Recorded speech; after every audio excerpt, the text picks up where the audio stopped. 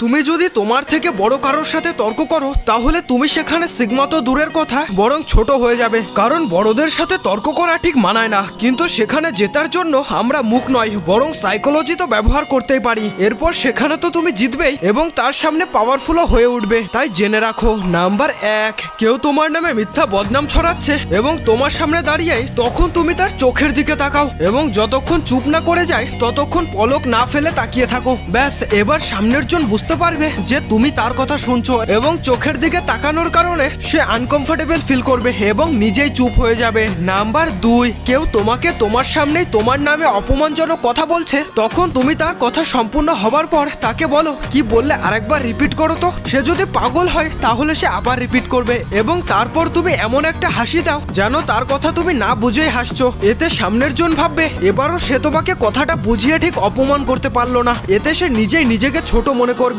এবং তুমি চুপ থেকে উইনার হয়ে যাবে। আর হ্যাঁ, সিগমা আর্মিরা সময় থাকলে তোমার নামের পাশে একটা সিগমা ইমোজি দিয়ে কমেন্ট করে যাও।